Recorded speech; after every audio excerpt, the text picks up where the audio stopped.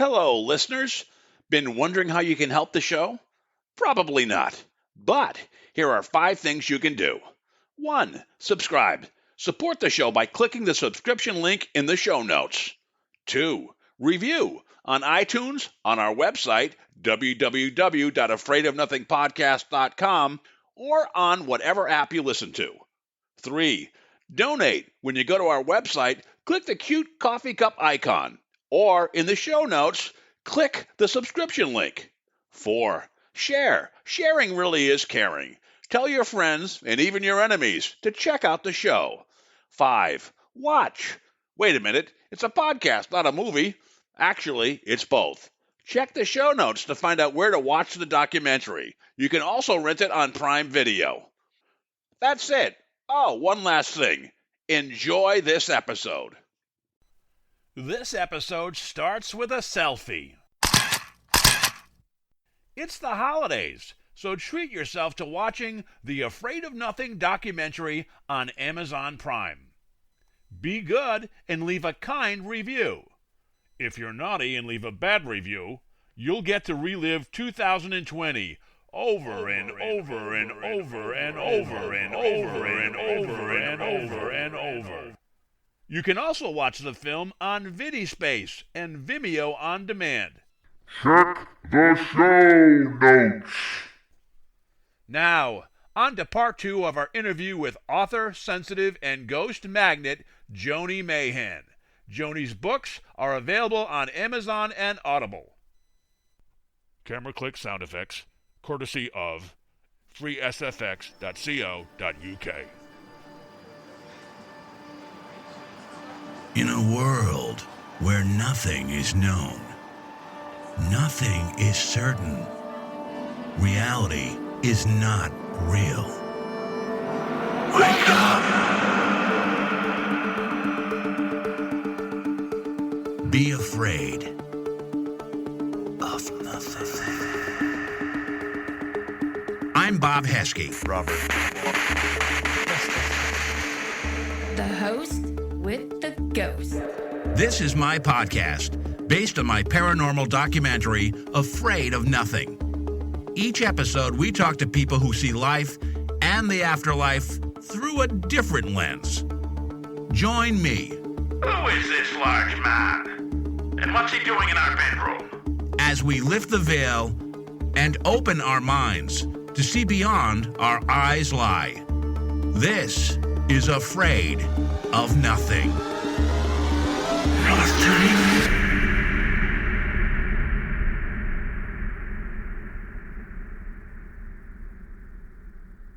Okay, we're back with Joni Mayhan. Joni, a mutual friend of ours is named Sam Baltrusis. He's an author. He's also a sensitive clairvoyant, you might call him. He had a similar harrowing experience that you had with the Soul Collector, and it was dramatized on the 100th episode of A Haunting, and the episode was called Provoking Evil.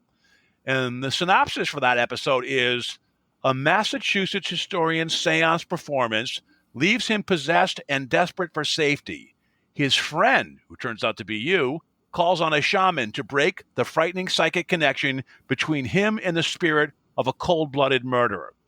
Now, that episode made it seem like you lived next door, but actually you noticed some stuff on Facebook and you reached out to Sam and then you connected him with a shaman. So you want to tell us a little bit about how you saw Sam acting weird, what kind of clued you in that he might be going through something that you went, and how you helped him? Yeah, absolutely. Sam has been a good friend of mine for years. We used to do paracons together. We would share a table because we felt like paranormal authors should be helping each other instead of trying to be competitive with one another. And he's been in my books. I've been in his books. I've written the foreword for several of his books.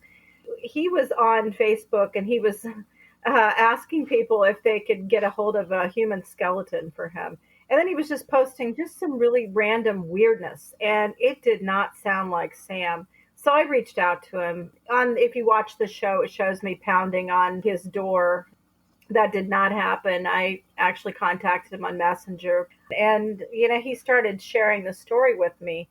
And after having gone through the Soul Collector and knowing what oppression feels like, because I didn't even get into that, but when I was under control of that entity, I was almost to full possession, and I know how that felt. And so I knew that Sam didn't need to be playing around with this or letting it go for any further. So I connected him with Michael Robichaud, and Michael was able to free him from the attachment. So I was kind of the middleman, but it was an important link, because had I not recognized the signs and connected him with Michael, it may have ended a completely different outcome for Sam.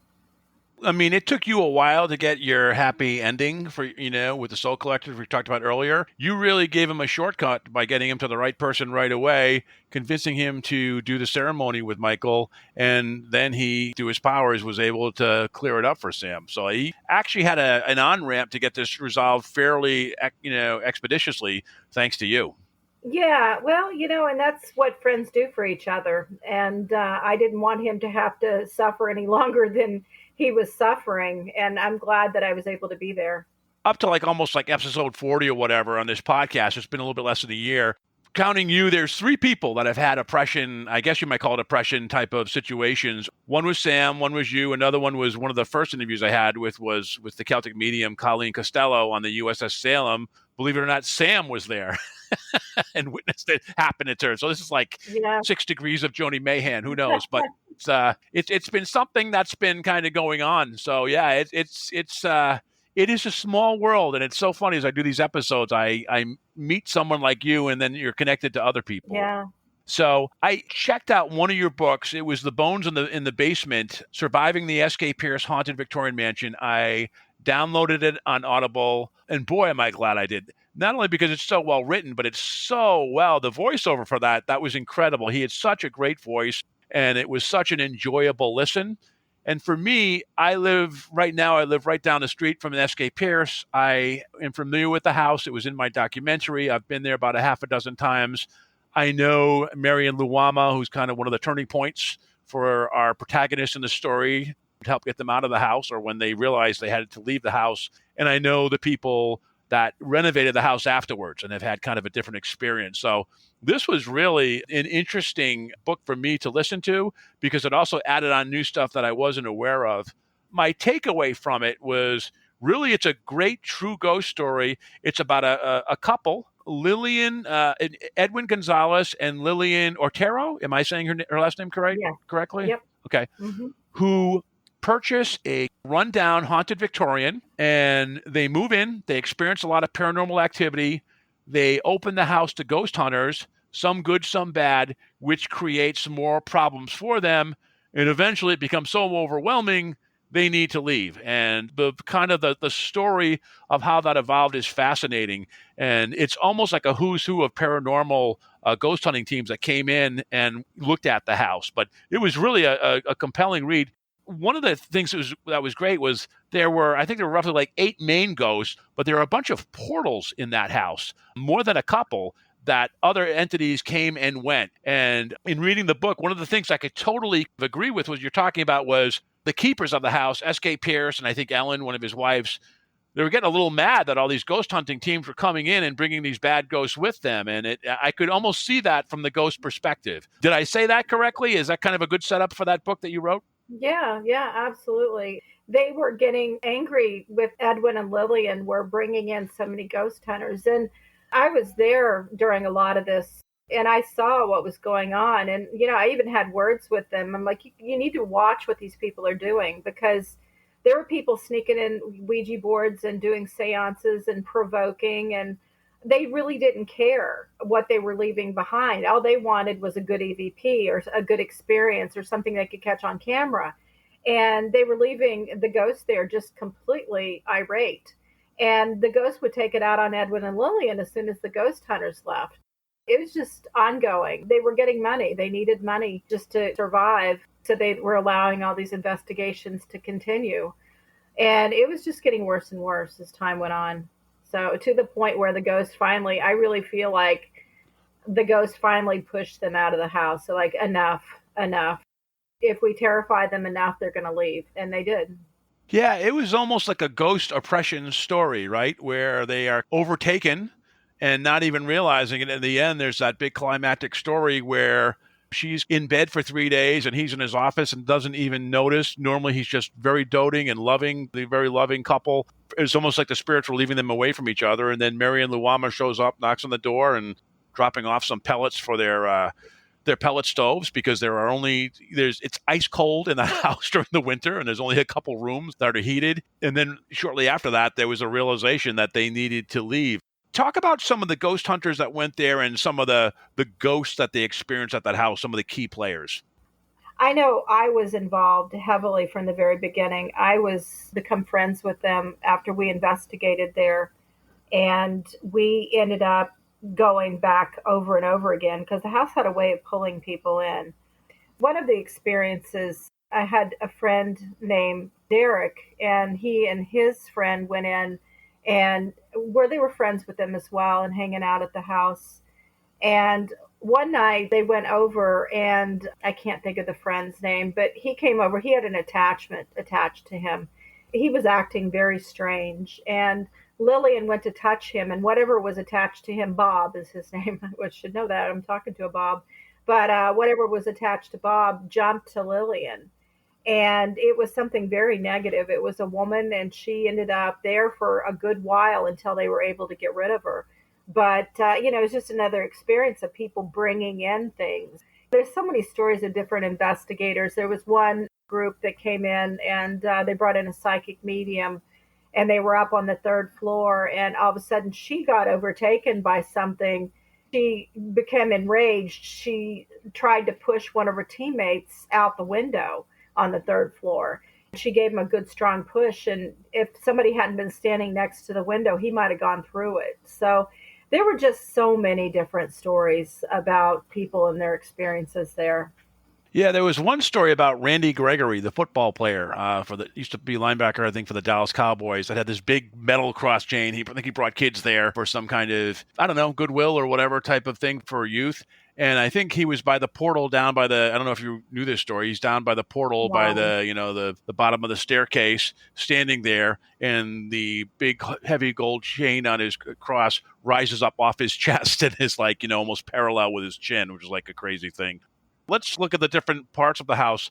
The basement, is that probably the most haunted part that you were familiar with when you wrote the book? Yeah, everybody avoided the basement unless they were diehard paranormal investigators. It was funny because I had friends meeting me there, and we were going to actually spend the night in the house. And I got there first, and they were coming in from New York, and they were still an hour away. They got stuck in traffic. All of a sudden, there was a tornado warning. There was a tornado spotted in the area. And I called Marion, and I'm like, hey, or she called me to tell me about the tornado warning. She said, maybe you need to go in the basement. And I'm like, nope, I'll take my chances with the tornado. And we all felt that way. You just did not, you would go down there with a group to investigate, but you didn't go down there by yourself. Like, you felt very, you felt hunted when you went down there. Something would separate from the wall and it would follow you. I've seen dark shadows down there. I've seen things completely come out and block out all the light. We'd be in the room we called the tunnel room, which I guess they later disproved that it wasn't really the tunnel room. But as we're doing an investigation, all of a sudden something black started coming towards me, and I could hear it by clairaudience. And it blocked out all the lights until I was just completely surrounded by pitch blackness. And that was absolutely terrifying because it had honed in on me out of everybody in the group. And other people were seeing it too. They're like, where'd she go? They couldn't see me through it. So, wow. Yeah, very scary. The house had that ability. On different floors, there were different things that happened. Was it on the third floor where it was a servant that had lost a child? I remember when the shaman went in, he was in total, he literally, this big, burly, strong man, he literally was in tears. As soon as he walked in there, he was overcome with grief and sobbing. I remember him saying, sadness, not like over there. He pointed to the billiard room where there's some violence. Yeah. Do you recall the ghost of the spirit in that room? When I'm talking about the woman who was just bent over in sorrow because I think she lost a child or a child was taken away from her? That's not a story that's in my book. We had not encountered that during our time investigating there, but there were so many different ghosts coming in and out that she may not have been presenting herself to us. Maybe she was being held back. But no, it doesn't surprise me. There are just so many things happen in that house. And I always say that, back in that day, wealth would cover up a lot of misdeeds. Who knows what happened in that house? Like there was a story about a little boy that drowned in the cistern in the basement, but I was not able to document that. I spent a lot of time researching and we couldn't find any evidence of anybody dying in that nature. So perhaps a servant's child died, drowned, and they covered it up. I don't know. There's a lot of things that happened there that aren't written down in history. What about the billiards room? Was there anything that you picked up that happened there? Well, yeah, it was kind of, I think after I wrote the book is when they had a psychic medium come in and was honing in on that closet. And they said that some of the rich people would bring women into the closet and wasn't necessarily a mutual agreement. That wasn't anything that we were picking up when we were there. Yeah, we were definitely picking up on a negative, sarcastic male up on the third floor. People can listen to my EVPs. They're on SoundCloud. It's just under Joni Mayhan, but I have a lot of them from the Victorian, and we would get the same mail that would come through, and he was just very negative, very sarcastic, and we never really identified. We thought we knew who he was, but we weren't completely certain. So, a lot of stuff going on there, a lot of layers. Yeah, it's almost like we opened up this interview talking about the Soul Collector, which is kind of a cautionary tale about going someplace and what you bring back with you. This is kind of a cautionary tale about buying a haunted house. There's almost, it's like, be careful what you wish for and be careful what you bring into it. Because I found myself almost I really like the main characters a lot, obviously, but I found myself also almost kind of sympathetic, could almost see from the ghost perspective, the main ghosts that were there, about all these ghost hunters coming in and being disrespectful and bringing other entities with them and then having to deal with that. It's like having to deal with bad people in a bar and having to toss them out. It was one of the first times I listened to or read a paranormal book where I kind of almost got the ghost perspective too, which I thought was really interesting. Yeah, we did quite a few fundraisers there where we were raising money for, I don't know, Relay for Life or for the food pantry and different things. There were a couple times I was always stationed in the basement because I was pretty much the only one that would do it. I would go down there ahead of the group and I would just talk to them. I'm like, look, I'm really sorry to do this to you, but there's going to be a lot of people coming through here and it's for a good cause. And I hope that if you're not comfortable with it, just go back into the corner and I'll keep them away from the corner. I got a couple of EVPs during that point. I remember when I was saying that one time, they said scary. So I don't know if they were scared by what we were doing or what, but I always felt like the ghosts in that house liked me. From my very first paranormal investigation, we were down in the Summers kitchen, which I think they now call the laundry room. But we were doing an EVP session, and I was just doing the opening, saying what room we were in, what the date was. And a voice came through and said, I love you. And I thought, wow, and it was a young woman, like a girl. Wow. And I thought, wow, that's really nice to get off on that foot. So I never really had anything negative happen there to me. But I was pulled in for a reason. I think they wanted me there because they wanted their story told. And there were so many versions of the haunting there floating around that were inaccurate. Stories like Edward Pierce lost the house to Jay Stemmerman in a card game, and that was not true. And talking about a prostitute murdered in the Red Room. Well, we don't know that happened because we weren't able to document it, but I felt like they wanted somebody to tell their story. And I feel like I did. I told it to the best of my ability. I mean, we don't really know exactly what's going on there, what's happened there. A lot of people think they know, but until we die, we're not going to really be able to do more than scratch the surface of what's going on in locations like that. Yeah, one of the stories you talked about in the book, which I thought was kind of cool, well, you start off with Marion Luwama's nephew who goes in, I think he sees a boy or something in the basement, and then later on, Marion becomes a pivotal person in this story, becomes very good friends with Edwin and Lillian, and actually gets her out of the house when she's kind of oppressed or possessed. But she had a dream before she even went there that she was walking around checking the roof for like water or whatever leakage, and lo and behold, when they moved out, they gave her the keys and said, can you look after the house for us? And that was what she was doing. It was really, I mean, surreal and kind of crazy. That house has a lot of portals. There's at least, I don't know, 2, 3. What happens if a house like that is because this house was very close to being torn down or condemned. It was very close before Ken and Mimi Watson came in and were hired to renovate it with their crews. It was really close to being condemned. If a house like that was condemned, what happens to the portals? Oh, I think they're still there. I don't think they're necessarily connected to the house. They're more connected to the land. Because typically when you see a portal, it goes straight through the house. It starts in the basement, it goes up through the staircase and up through the second floor and all the way through. I think they would have stayed there. I actually had my shaman friend, I asked him back years and years ago if the house could be cleansed. And he said, not without extreme difficulty. He said, honestly, he didn't think that it could be. It was just so deeply embedded and so high level ghosts there, ghosts that have been around so long that they've learned all the tricks and trades and how to, manipulate their environment and make loud noises and appear in front of people. It's not typical haunting stuff that you see every day. And they're at the top of their game. Hey, everybody. This is your paranormal podcast pal, Bob Heskey. Every night I like to listen to videos on YouTube. But lately, with COVID, civil unrest, market volatility, politics, conspiracy theories, I just want to tune out.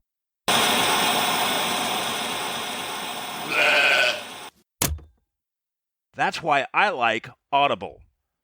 What's Audible, you say? Audible is the leading provider of spoken word entertainment and audio books, including some great horror and paranormal titles like A Head Full of Ghosts by Paul Tremblay, If It Bleeds by Stephen King, and The Boatman's Daughter by Andy Davidson. This place is cursed. Each month, members get 1 credit to pick any title, plus 2 Audible originals from a monthly selection, access to daily news digests if you actually want to hear the news, as well as guided meditation programs. Hey, we all need a little zen now and again. And Audible is oh so easy. You can download titles and listen offline, anytime, anywhere, on any device. The app is free and can be installed in your smartphone or tablet. You can even listen across devices without losing your spot. How cool is that? If you can't decide what to listen to, no problem.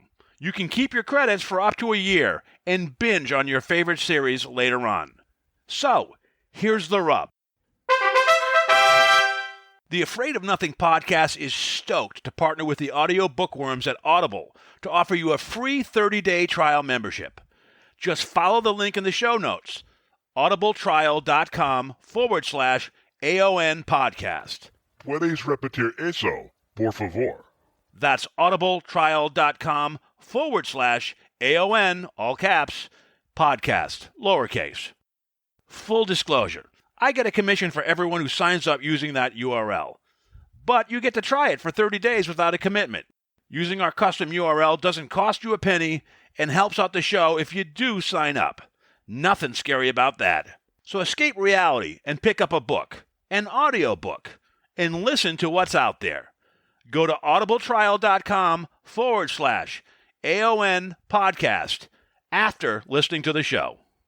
It's almost like a seductive house. It almost reels you in and makes you come back over and over again, even though you may not know it's good for you. I mean, I think you mentioned as well, correct me if I'm wrong, that you even felt you had to get away from the house by the time you were done with the book, correct? Oh, absolutely. Absolutely. I was aware of the house. It had already been on Ghost Hunters when I first saw it, and it was sitting empty and it had a for sale sign in the yard. And that was in between Mark Vo selling the house and Edwin and Lillian purchasing it. And I even fantasized about buying it, but I already owned a house nearby and I knew I couldn't afford it anyways. And it kind of frankly looked like a money pit to me. But I would make it a point to drive by there and I'd look up at the windows and I was just so pulled in. And when they started opening it up to investigators, our group was the first group that came in. And I just kind of wormed my way in. I made friends with them like I wouldn't go away. And they had a lot of people do that. Like you become addicted to that house. You need to keep going. And for a period of time, I had a key to the front door for several years.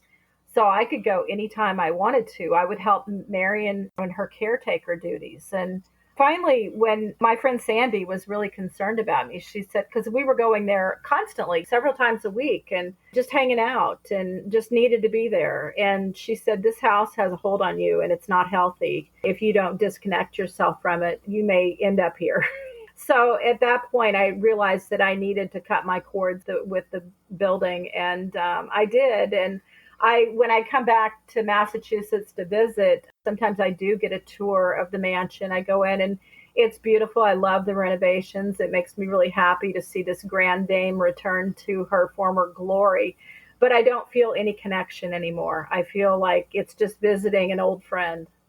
I was fortunate to go in there with the crew when it was under renovation. Then a couple years later, see it kind of done with Ken and Marion and Mimi. Yeah, I mean, it's kind of, Ken and Mimi, I think, have a different relationship. I almost see a positive relationship with them with the house. There is no fear with them. I know that they've spent the past 4 years there, I think, roughly, working on it and bringing it back to life. And maybe the ghosts are happy with it. I have a feeling that the ghosts, and I think they do too, that the ghosts are happy with them and content with them, and they're not bringing in all these ghost hunters and stuff that maybe the prior owners have done, and it is kind of back to its almost old glory. And Ken recently just wrote a book, not the ghost side, but the historical renovation aspect of it, which is a great job. So I think he's done good credence to it. Another house like that is the Conjuring house. A lot of people go to that house a lot, go back and back and back. That's another one that kind of draws people in. All right, let's tell people, we've been talking about your books. Where can they get your books? Let's start with the first one, The Soul Collector. Is that on Amazon? Is it on Audible? Which books are on Amazon and which books are on Audible that they can get? All of my books are on Amazon, and I also can send out author-signed paperbacks to anybody who contacts me. My website's jonimayhan.com, and there's a link to my email there. But I do have several books on Audible. Bones in the Basement, of course, we've talked about. I did a fiction book, which is really scary. It's one of the scariest books. It's got really good ratings, too. Everybody loves it. It's also on Audible. It's called Crazy Dead People. And then Hanover Haunting is one of my newer books. And it's a haunted house story, too. And it's equally as terrifying as Bones in the Basement. And that is also on Audible. So a lot of my books are told from my perspective. So I really hesitate hiring a voiceover person. I would like to be able to do those myself. So I'm pursuing or looking into that aspect of being able to record my own books. Is it, just out of curiosity, is it hard to put a book on Audible? You can write a book. I know it's hard to write a book, but once you make it, it's easier today to get up and get it published. On Audible, is it tricky to get voiceover talent, and how much longer does it take in that process? Well, if you have somebody do it, it's pretty easy. You audition people, and that's how I came across Samuel Hoke, who did Bones in the Basement.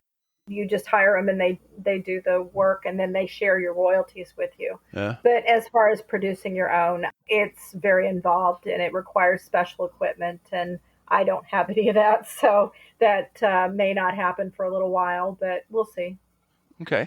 You now live in New Harmony, Indiana, which is actually kind of good you're there, because you had mentioned earlier in this interview that you attracted a lot of negative entities. That's not the case in New Harmony. You want to tell us about this town that you moved to called New Harmony, and what surprised you about it, that it had this ghost background? Well, I was very much drawn to this town. I was leaving Massachusetts and coming back to Indiana because I wanted to spend time with my parents while I still had parents, and my kids had grown up, left the nest. So I came back, and I was just adamant that I was moving to New Harmony. And I had never lived here before, but it was almost like the Victorian pulls people in. This town pulled me in. And it took a little while to understand why. This town is very historic, site of two former utopian societies going back to 1814. A lot of original buildings. It's kind of an artist community. There's a lot of art galleries and interesting restaurants. And it's a small town, population 800. It's a golf cart community, so you see people riding around in golf carts all the time. And it's just an enchanting town. There's beautiful gardens, and there are two labyrinths here, hedge labyrinth and a granite labyrinth, and really pulls in a certain person. And it's a very spiritual area. If you ask anybody who is here, they will tell you that New Harmony is a thin place, that the veil between heaven and earth is thinner here. as I moved here, I started discovering how haunted it was. Every building I went into had a ghost or two or three. So I started asking around and started gathering all these stories and actually started having a lot of my own experiences. So that led me to write my book, Haunted New Harmony. It was so much fun to write. I focus a lot on the history. I really take a deep dive and I try to figure out who's haunting the buildings and pulling information about them and their lives and what may have led them to stick around. After I wrote the book, I was just still having so much fun with it that I decided to set up a ghost walk business and investigation. So I take groups of people around the town and show them the locations that are in my book and a few new ones that I've had experiences in since I wrote that book. We have such a great time. This was my best year ever. This is my third year doing it. And with COVID, people are very hesitant about doing anything. This was relatively safe because we were outdoors the entire time. I'm just having a lot of fun. I love the town, and most of the ghosts here are just people that love the town and didn't want to leave. Yeah, so nothing really all that negative, but it's fun. It's a great town. What are the houses like there? It's a small town you mentioned. I wonder, are there any big mansions or are they just smaller cottage type places? It's a mixture of all of the above. New Harmony puts money back into their old buildings. So when the first Utopian Society was here, they built 180 buildings. And of those, there are still like 25 still standing. So instead of tearing it down and putting a 7-Eleven there, they'll get grants together or they'll pull money together from people that live here or donations, and they'll put millions into these buildings so that they still look the same as they did back in the day. And I think that's part of the haunting too, is that it still looks just like it did back in 1820. So they feel like they're still at home. And is it like on an energy vortex, or is there some type of, because you mentioned about the thin veil, is there some type of good energy field that it's on, or what makes it so special? Yeah, I haven't figured that out yet, but you definitely have a vibe here. When people come here, you feel like you've stepped back in time. Everything's slowing down and you just feel very relaxed and comfortable. This is the only place that I've ever lived where I would have no problem going out at 2 a.m. and walking around town. I would not feel afraid at all because it feels like the town just has that vibe to it. It's very relaxing and very loving and spiritual. It's incredible. I've never lived anywhere that felt more like home to me. So have the ghost hunters found this place yet, or is it still relatively uncharted for a lot of the hardcore ghost hunters? Yeah, it's very uncharted. I've tried to get several of the TV shows interested in doing something here, but there haven't been any huge tragedies here, no mass murders or battles or anything like that. So they don't necessarily interested in coming here. So I pretty much have it to myself as far as the ghost hunting. We do pre-COVID days. We did, investigations. We did like 4 a year where we would invite the public in and teach them how to do a safe, interesting paranormal investigation.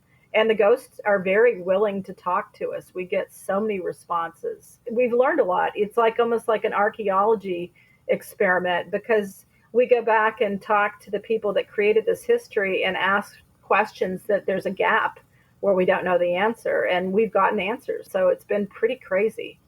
So you mentioned this past week you had a couple attachments. This is outside of New Harmony, I would guess, right? So still the negative entities still find you there? Is that still kind of happening, but not as much? As it's been explained to me that I beam into the astral plane, so they're able to find me from wherever. And I was asking my shaman friend, I said, why am I getting so many attachments all of a sudden? He said, the world's a crazy place right now. There's a lot of negativity floating around between the election and the pandemic that it feeds them. It feeds the negative ones. So they're becoming bolder and more prevalent, even though I keep my vibe pretty positive. They're still finding me. So, yeah, I've had 2 this week. One of them, she wanted to kill me. I knew it. Oh, God. Yeah, that was Thanksgiving. Yeah, I contacted Michael as soon as I felt her. I'm like, yeah, I got something bad here. And, he did his thing. And afterwards, he said, yeah, she was really nasty. So, it's nice to have that option now. Yeah, you need a Michael Robichaud backup, though. Do you have a plan B for him? If I ever don't perchance know. I know. you're going to need a plan B. I know. Yeah, okay. Maybe I'm Brad Little Frog Hudson. Check him out from my film. Let's close with a couple things. Indiana, your favorite haunts in Indiana. Well, a New Harmony, of course. New Harmony, of Yeah, course, yep. well, the Fauntleroy House is probably one of my favorite places that I've investigated. It's here locally in town. It's an old house, and it has layers of hauntings in it.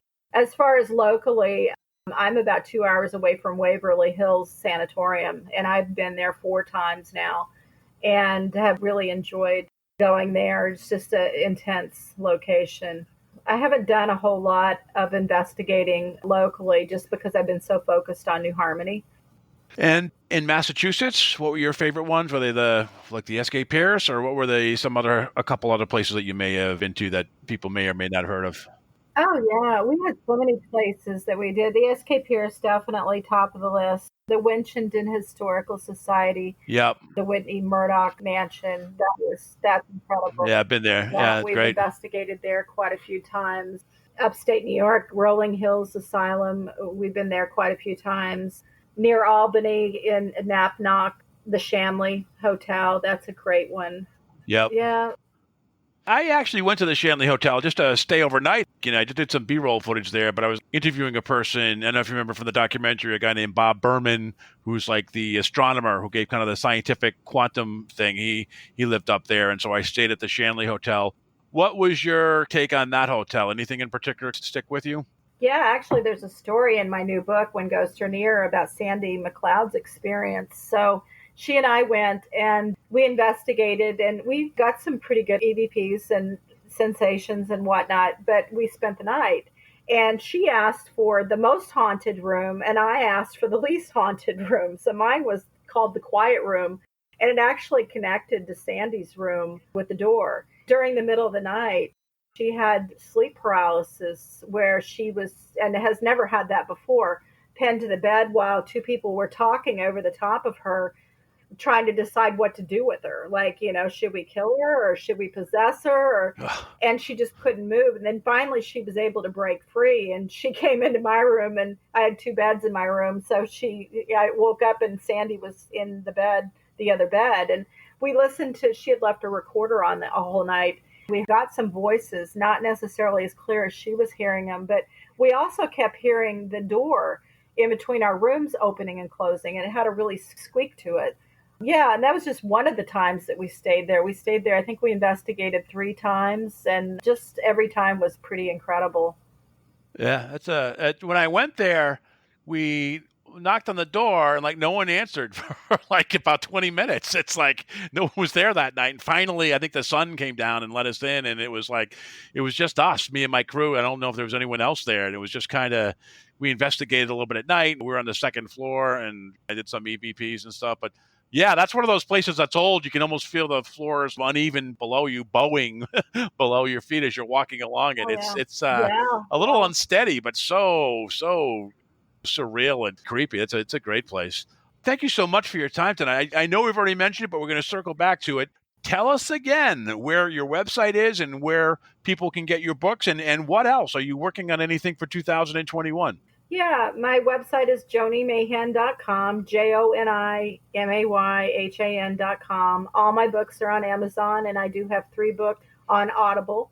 As far as new books, I talked about Crazy Dead People, and I love that. It's going to be a series. So she's a scout for a paranormal TV show. So she goes ahead and scouts out the locations and then has some crazy experiences. And she brings her dog with her because I'm a big animal lover. So I had to have a dog in there. That's great. Yeah, so that opens up to a lot of different avenues for different locations. So that I'm going to work on another one of those. And then I may do another Haunted New Harmony book because I've had so many more experiences since I wrote that first one.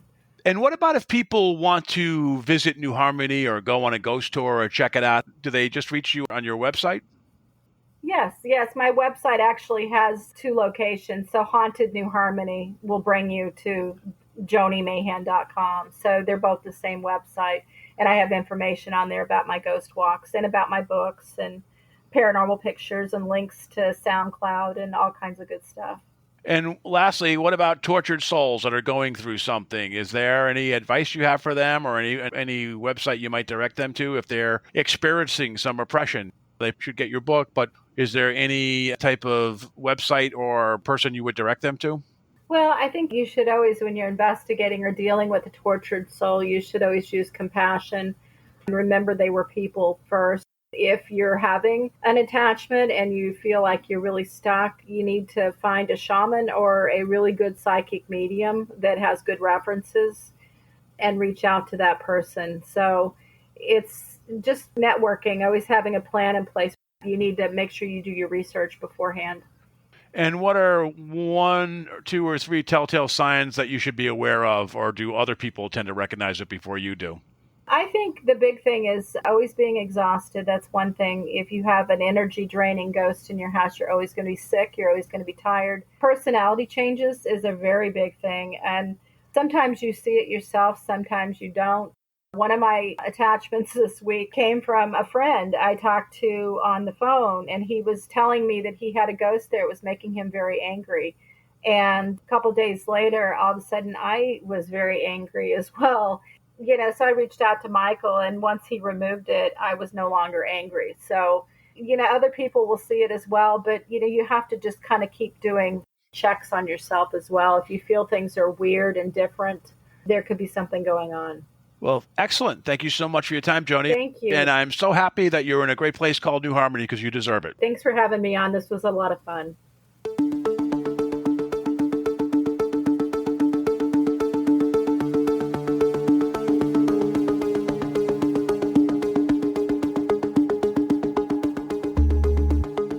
You've been listening to the Afraid of Nothing podcast. Please subscribe and like us on Facebook. Until next time, stay scared.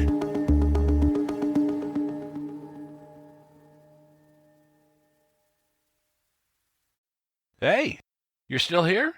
Great. Then why not listen to another episode?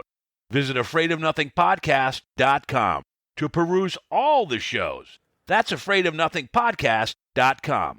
And while you're there, click the coffee cup icon to buy me a coffee and leave a review. I'll give you a shout out in an upcoming episode. And the world will know how swell you are.